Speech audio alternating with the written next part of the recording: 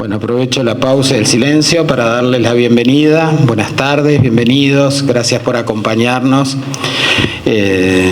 Quiero primero y antes que nada dar la bienvenida en forma especial a la directora nacional de Cultura Mariana Weinstein, expresidente José Mujica, Lucía Topolansky, Ago Páez Vilaró, que también está abajo, familia Páez Vilaró, que tiene la asistencia ya desde la exposición de Jorge, familiares, amigos. Es para nosotros, cuando digo para nosotros, es para todo el Museo Nacional de Artes Visuales un enorme placer estar en esta mesa junto a Carlitos Páez Vilaró, Álvaro Rizzo y Pablo Cohen, además de grandes profesionales amigos, en este proyecto, en esta presentación del libro El hombre que lo intentó todo, la autobiografía de Carlos Páez Vilaró, en el marco de la muestra Fantasías Africanas. Fantasías Africanas nos llena de alegría por dos cosas. Primero, por ser la primera vez que el museo le abre generosamente las puertas a un artista de la talla de Carlos Páez Vilaró, que lamentablemente durante muchos años tuvo la entrada vedada al museo por distintas razones, no vienen al caso, pero que nos privó a todos, cuando digo todos, digo la ciudadanía, a todos, no solo los especialistas en arte o los que nos interesan las artes plásticas y visuales, de compartir una obra muy rica, muy prolífica y de la que aún hoy seguimos descubriendo aristas diferentes, relevantes, como las que nos mostró Manuel Neves con esta curaduría de toda la impronta y la influencia de África en la obra de Carlos, José María Reyes, perdón, que no te nombré, y gracias porque además tengo entendido que este libro también se te debe a la relación que tú tenías con Carlos. Mientras que los artistas en Uruguay en la década del 50, finales del 50, 60 y 70 miraban las vanguardias europeas y en Norteamérica, que eran las que más deslumbraban, Carlos miró a África. Y no solo miró a África, sino viajó a África, pintó en África, realizó murales en Chad, en Marruecos, en Mali, expuso como en el Museo de Angola. Y desarrolló varios proyectos en África. Y luego vino aquí y siguió trabajando. Si bien él tenía en los principios una admiración por Figari, hay que recordar que Figari evocaba la cultura afro en el Río de la Plata, pero no la vivió. Carlos la vivió. Carlos no es un advenedizo de la cultura afro en nuestro país, sino desde la primera hora, ya muy joven, tenía su taller en el conventillo de Medio Mundo y desarrollaba una obra. Hoy tú me contabas que tenés dibujos desde muy chica, y no solo pintaba, sino que además decoraba los tambores, pensaba la indumentaria, escribió candombes musicalmente y letra. Es un gran autor de libros. Además, arriba hay un pequeño afiche de un libro que tiene el prólogo Jorge Luis Borges. Y son deliciosos porque hemos tenido acceso a algunos de los libros que son fantásticos, como los libros también que le mandaba a los hijos estando. Entonces, descubrimos esas varias facetas de un hombre que, sobre todo y más allá de definir qué tan buen artista es, o mejor que es tener la posibilidad de que toda la sociedad uruguaya venga al museo, visite el museo y lo descubra por sí mismo, porque no hay que subestimar jamás a la gente. Y está sucediendo con las escuelas, y está sucediendo con... Tú estás viniendo mucho al museo ahora y las ves todos los días. Ese movimiento que hablábamos ahora está sucediendo y se sorprenden porque es un Carlos que conocen una parte, quizá lo de las comparsas, los soles, pero no conocen toda otra producción de Carlos que arranca de la segunda mitad de los años 50 y se prolonga hasta su fallecimiento, ¿no? Entonces, bueno, esa es la alegría que tenemos, esa es la gran felicidad de servir de puente, de compartir esta obra enorme, gigantesca, que recién estamos descubriendo. Faltan más exposiciones, faltan más libros, faltan más estudios, y dada la relevancia que tiene Carlos como artista en ese ejercicio gigantesco que hizo de la libertad personal y de la libertad con una comunidad, vamos a seguir descubriendo, vamos a ir teniendo conocimiento de la misma. Así que bueno, por aquí paro yo y doy la palabra, y una vez más gracias por acompañarnos.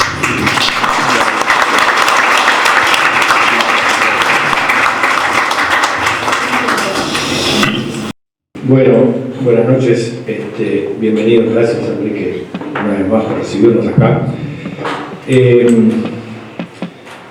Yo voy a explicar brevemente el tema del libro, que para aclarar un poco.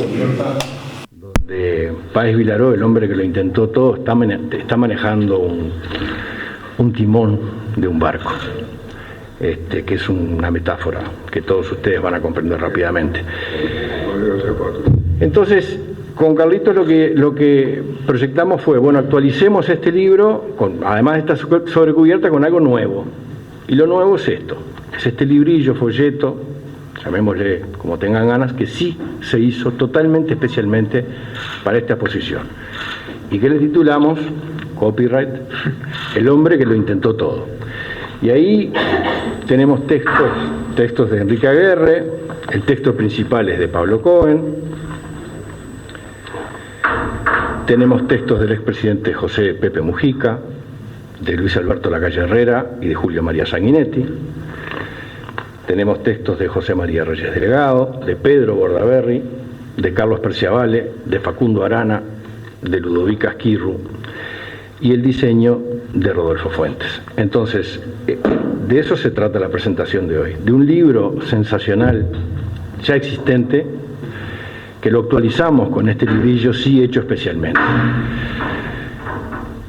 Y yo no puedo hablar mucho de la pintura de Páez Vilaró porque está Enrique acá y es el que sabe y además hay gente que sabe más que yo, pero sí lo que quiero decir antes de pasarle a Pablo la palabra es lo impresionante de este hombre, lo multifacético, todo lo que hizo, porque leyendo el libro te das cuenta todo lo que hizo, investigando para hacer el librillo profundizás y ves todo lo que hizo y no podés creer. Publicista, tamborilero, artesano, viajero inagotable, fotógrafo, arquitecto, constructor, porque él cuando le decías arquitecto te decía no, constructor, y agregaba, y está acá, pido perdón a la arquitectura por mi libertad de hornero. Y no siendo arquitecto hizo Casa Pueblo, tremendo. Diseñador de joyas, deportista, cineasta, escultor, pintor de aviones, ilustrador, muralista, diseñador gráfico, ceramista, escenógrafo, pintor de caballete, fantasías africanas, buscador incansable de su hijo desaparecido en la cordillera, escritor.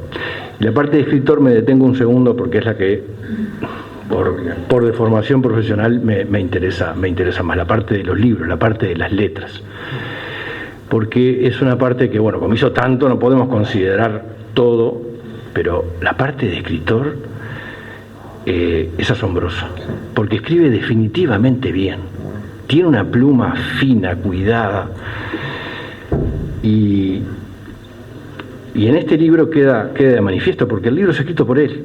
El libro está escrito en primera persona, entonces no hubo ghostwriter, no hubo escritor fantasma acá, esto lo escribió él. Escribió y escribió 30, ¿cuántos? 50, contando las carpetas y todo eso. 50, dice Agó. Es un disparate. Pero creo que lo toma en una madurez, lo toma en un momento donde tenía mucho para decir y donde había ya recorrido gran parte de su trayecto. Y entonces, solo como ejemplo, y para cerrar, él dice algunas cosas cuando le presentan la oportunidad de pintar platos de cerámica, y dice: ¡qué suerte! Centenares de platos nacieron entre mis manos para decorar la mesa interminable de mi ansiedad de hacer. La mesa interminable de mi ansiedad de hacer, porque eso es lo que también tenía él, una gran ansiedad de hacer, un trabajador inagotable. Pero para cerrar, en el capítulo que dice pintura, está este texto. Todos los cuadros que he pintado son mi arsenal defensivo, cargados con mis verdades, mis más íntimas sensaciones o mis tan desparejos estados de ánimo. esperan en el armero la hora de apretar los gatillos para revelar la cruda realidad aprisionada en su contenido. Cuando realicé el primer cuadro, jamás presentí que otros cuadros se sumarían en una frase que nunca termino de escribir. Mis obras fueron sucediéndose, pero todas están tatuadas con algo de la inicial. Hay partículas que siempre quedan fijas, uniendo el pasado y el presente como un leitmotiv que las identifica. El pasado no muere, vive en uno con intensidad. Los recuerdos nos escoltan y son imborrables. Titilan, a veces se esfuman, otras reaparecen de pronto, confusos o nítidos, pero nos acompañan hasta el día en que la muerte apaga nuestra capacidad de recuperarlos.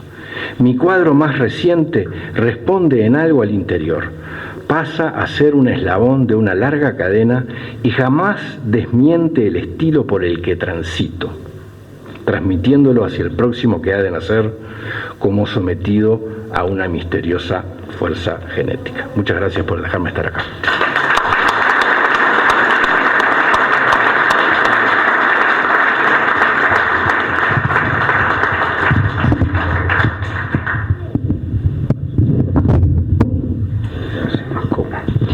Bueno, buenas noches a todos. Gracias, Enrique. Gracias, Carlitos. Gracias, Álvaro. Presidente Mujica. Ex vicepresidenta Topolansky, senadora, amiga. Querida Mariana. Ex senador Agarri. Señor Servino. Josema. Ilustre profesor Henry Cohen. No lo conozco. Es un gusto estar acá. Yo conocí a Carlos Páez Vilaró en septiembre del año 2008, un poquito tiempo después de haber entrado al diario Observador. Y a Carlitos Páez Rodríguez lo conocí en enero del año 2020. Después vamos a ver si es posible el hilo entre una cosa y la otra. ¿Con qué me encontré cuando entrevisté a Páez Vilaró siendo tan chico? Con un hombre cálido, sensible, fino, bohemio, aristocrático pero popular, es decir, que abominaba el elitismo, y que estaba fascinado simplemente porque un chico joven le hacía preguntas sencillas, pero que tenían que ver con algo, por lo cual él me dijo que le preguntaban poco, curiosamente, la pintura. Muy especialmente la pintura de los años 50, de él, que a mí me sigue pareciendo subvalorada, y la pintura africana de aguas, esas aguas divinas, acuarelas y tintas chinas divinas que hizo, con ese color tan característico. Entonces me dijo, y acá sí lo cito, porque era, como dijo Álvaro, un gran escritor y un gran narrador oral también: don Pedro Figari me sirvió de base para empezar a vincularme con la negritud. Y la negritud me dio un coraje muy especial porque me ofreció generosamente sus navidades, sus tristes velorios a la luz de la luna y su conventillo del medio mundo, donde empecé a dibujar los primeros candombes. Además de elogiar a Óscar García Reino, Carlos agregó entonces proféticamente: algún día el Uruguay va a reconocer a Miguel Ángel Pareja. 2008. Y concluyó: yo soy una persona que pinta por placer, sin ninguna pretensión a la medalla. Y soy un apasionado. Para mí cada pieza es única y pongo en ella todo el amor, así sea un felpudo o una pelota de fútbol. Fue tan generoso conmigo que volví al diario Observador y mi jefe, Miguel Arregui, decretó que me había convertido en entrevistador. Es decir, que me quitó toda otra potestad y empecé a entrevistar políticos a instancias de Arregui porque le había gustado tanto la entrevista con Páez Vilaró. Y ahí seguí con Bordaberry, uno de los primeros políticos a los que entrevisté, y con el doctor Lacalle Herrera, que a ti te entrevisté con Denis Dutra, Pedro. Al doctor Lacalle Herrera, solo uno de los pocos, de los primeros, y bueno, a todos los candidatos. Y bueno, en realidad no había mucho mérito mío en esa entrevista, sino que Carlos era como China Zorrilla, se entrevistaba solo. Había que ser un verdadero inepto para no hacer una buena entrevista de Páez Vilaró. Lo único que había que hacer era escuchar y escribir con una sintaxis correcta. Ahora, hace poco volví a leer, yo no soy de releer libros, viste que hay gente muy lectora y los escritores muchas veces releemos, pero yo no soy mucho de releer porque tengo siempre miedo a desilusionarme o a no sentirme también como me sentí originalmente. Y releí otras voces, otros ámbitos de Truman Capote, uno de mis libros favoritos, Una belleza, un libro delicioso, sensible, y me sentí mejor que cuando lo leí, pero además recordé el momento en que mi padre me llevó a la librería El Virrey y lo dejé parado 25 minutos mientras buscaba cosas, y lo bien que justamente toda la época esa en Punta del Este, y lo bien que pasé ese verano con amigos, etcétera, etcétera. Y ahora, gracias a Carlitos, que fue quien me encargó este trabajo, que hice con tanto placer, me volví a sentir muy bien porque regresé a una época muy luminosa de mi vida, a la época del diario Observador, a los amigos. Es difícil tener amigos permanentes en una redacción. Yo en esa época hice muchos amigos y entonces escribir este texto, yo no voy a hablar del texto porque los libros se defienden solos, están ahí para defenderse solos y para que la gente los juzgue como quiera, pero sí voy a decirles que escribir este libro fue una fiesta porque recordé cada momento de la entrevista con Carlos y traté de reflejar más que su vida, su esencia, su alegría, su luminosidad, su bonomía, su sensibilidad popular. Hay, para terminar, dos cosas que me gustaría decir. Si Páez Vilaró, por su manera de ser, y esto ha sido dicho muchas veces, y Álvaro incluso lo decía refiriéndose a Enrique, es un puente que demuestra que la verdad y la conciencia no apuntan a los extremos, sino al centro, y no apunta, como tanto han insistido los presidentes Mujica y Sanguinetti, a los conflictos, sino a la armonía, y ojalá que los escuchemos como país. Y creo que los hemos escuchado porque en cierta medida seguimos siendo lo que entendemos cuando decimos el Uruguay, la República Oriental del Uruguay. No es una casualidad, tengo el deber de decirlo, que esta muestra se haya dado ahora en estas condiciones. ¿Por qué? Porque este museo está lleno de vitalidad y ha perdido todo eco de sectarismo. Como simple ciudadano, muchas gracias por eso, querido Enrique. Les decía antes que los libros y mucho más los libros breves, todos se defienden solos, de manera que lo único que voy a decir es que, volviendo a un momento de aquella entrevista que usé como base de este texto, entre muchos otros documentos, porque además Páez Vilaró tenía la generosidad de hablar igual con Canal 5 de Rivera que con digamos, y eso es algo que no es común. Entonces, claro, cuando tú haces el trabajo de producción puedes estar meses produciendo y poco tiempo escribiendo, decir, ¿qué saco acá? Esto es para un libro entero. Me encontré con una historia que es un lugar común, pero es un lugar común que a veces se reconoce más en el exterior que en el Uruguay, y es una pena que por prejuicios ideológicos o por prejuicios sociológicos no reconozcamos a los héroes de los Andes, para quienes pido un gran aplauso encarnados hoy en Gustavo y en Carlitos.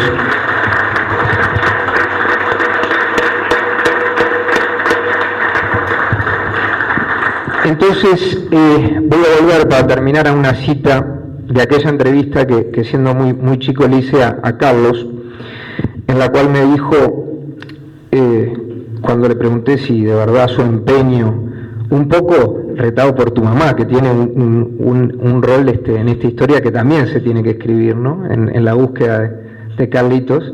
Rodríguez. Exactamente, Maelón Rodríguez. yo le digo, bueno, la verdad que lo que tú hiciste, Carlitos, es lo que usted hizo, ¿no? No lo tuteaba, lo que usted hizo, el mundo lo ve como, por un lado, la aventura de un loco y por otro lado, una proeza conmovedora. Y él me respondió lo siguiente: esa es una exageración inventada por la ansiedad de la gente de crear líderes. Yo no hice otra cosa que buscar a mi hijo como lo hubieras buscado tú si te hubiera pasado lo mismo. Puse toda mi fuerza como quien quiere pintar un cuadro. Trataba de crear la imagen de mi hijo cuando sabía que era imposible, que estaba muerto. Y como me quedé más tiempo que otros padres, seguramente me asignaron un mérito que no tenía. Pero creo que en el fondo, padres y madres que no pudieron estar allí, buscaron a sus hijos con adoración. Muy bien, los beneficios de aquella intuición de brujo de Carlos Páez, hoy los podemos disfrutar todos los uruguayos, porque a pocos metros de mí tenemos a un oriental de oro que, entre muchas otras cosas, nos ha logrado reunir acá. Gracias a todos.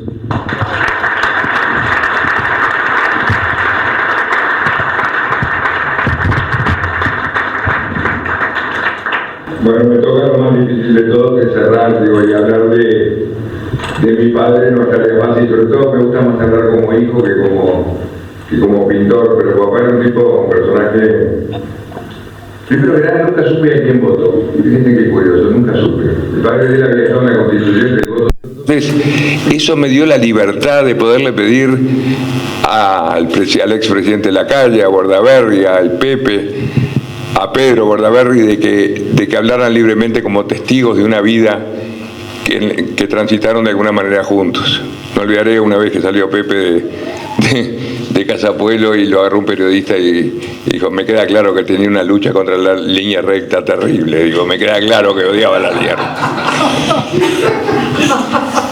Es gracioso porque una vez aquel periodista Bernardo Neustadt en Argentina, un periodista político muy importante, le preguntó: decime una cosa, Carlos, ¿tú sos comunista, socialista, izquierdista, derechista? Y papá le contestó: yo soy ciclista. Porque a mí me gusta ver la vida desde la altura de la bicicleta, ver el mundo desde el lado de la bicicleta. Fue un tipo increíble. Creo que por miedo a que nosotros nos saliéramos, nos contuvo en Casapuelo. Me acuerdo que en aquel momento, en aquellos años 75, 76, Casapuelo era pura fiesta. Bueno, nosotros hacíamos pura fiesta, destrozábamos todo, pero papá nos dejaba vivir adentro. Y había una fiesta de disfraces. Entonces uno se decía: yo me voy a disfrazar del zorro. El otro me decía: yo de monje. ¿Y vos, Carlos, de qué te vas a disfrazar? De aguantador. Era un genio, tenía esas cosas maravillosas. Pero voy a hablar precisamente del libro porque, bueno, teníamos que hacer un libro. Por lo menos siempre papá y Jorge fueron dos competidores naturales. Digo, los dos hermanos competían y Jorge tenía un libro, la verdad, maravilloso. El año pasado para su exposición, maravilloso, y dije: yo de alguna manera tengo que hacerlo en homenaje a papá y hacerlo un poquitito más grande. Y entonces teníamos el libro este que había hecho papá, que es un libro buenazo, pero teníamos otro problema, que la exposición de papá se iba a Buenos Aires al Museo Portabat. Entonces papá siempre se consideró el pintor de la mitad del río. De hecho tiene 3 hijos argentinos, 3 hijos uruguayos, y él empezó trabajando en la Fabril Financiera en Buenos Aires. Vendía fósforos y velas en Buenos Aires, empezó como vendedor, que con su creatividad entraba en los ranchos, decían: el campo, en el camino, en el rancho, en la tapera, todo buen gaucho argentino consume velas rancheras. Y con eso salía a vender. Por eso fue un día le dijeron que era él: yo soy un gran intentador. Él intentó todo en la vida. Alguna gente me decía: pero Carlitos, la tapa del libro tiene que ser tu padre con Casapuelo. No, eso es lo obvio. Si mucha gente va a Casapuelo y no saben quién la hizo, es como la Tour Eiffel. ¿Alguien sabe que la hizo el señor Eiffel? Muchos no. Casapuelo van y no saben. Y aparte eso es lo obvio, pasan 200.000 personas por año a visitar Casapuelo, y eso era lo obvio. Papá trascendió Casapuelo, inclusive trascendió el África también, trascendió todo. Referente a este museo, no me quiero olvidar, decía, porque le decían: che, Carlitos, ¿y cómo no estás en el museo? la fuerza para estar, lo mejor es no estar, decía. Porque así todo el mundo pregunta por qué no está. Era genial en eso. Bueno, pero entonces la manera de estar hablé. De estar presentes y estar ausentes. Entonces, como se me ocurrió, había leído un artículo fantástico que hizo Pablo Cohen, pero fantástico, con un título bestial. Para mí, El hombre que lo intentó todo es un título bestial, y realmente papá fue un tipo que lo intentó todo, como dijo él mismo, yo soy un intentador. Y Álvaro Rizzo, que siempre me apoya en todo lo que sea literario, bueno, no es por casualidad que sea el presidente de la Cámara del Libro. ¿Es así, no? ¿O ya te derrocaron? No, todavía no. Entonces inventamos una fórmula para que pudiera abarcar Montevideo y abarcar a Buenos Aires. Y Buenos Aires, ¿qué otra cosa mejor que poner en la tapa el Gardel que está en la calle Figueroa Alcorta, que se está destruyendo, curiosamente, pero que el gobierno de la ciudad de Buenos Aires lo consideró de patrimonio nacional, y como se va a hacer un edificio adelante, creo que el arquitecto Ott se va a trasladar ese mural para ahí. Entonces nos pareció de que teníamos que cumplir con las dos orillas, porque ese era el deseo de papá. Como todos los uruguayos en general triunfan primero del lado argentino, y después vienen para el Uruguay. Papá adoraba la Argentina y adoraba el Uruguay. Esa es la realidad. Y bueno, yo no tengo más nada que decir, más que me acuerdo que cuando le preguntaron ya al último tiempo, dijo: Carlos, ¿en qué viaje estás? Estoy viajando hacia la interrogante. La interrogante era la muerte, que me parece una definición brillante. Digo, uno viaja hacia la interrogante. Señores, les agradezco a todos por estar, a mis amigos de siempre, que siempre me acompañan, y que acompañan en este caso la presentación de este libro, que no es otra cosa que el testimonio de alguien que vivió e intentó durante los 100 años. Gracias, Pablo, gracias, Álvaro, gracias, Enrique, muchísimas gracias.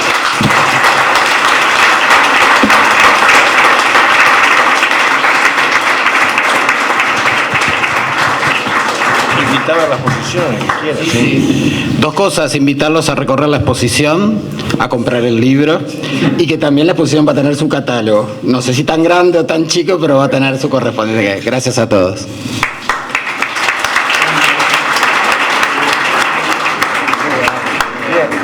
Muy bien.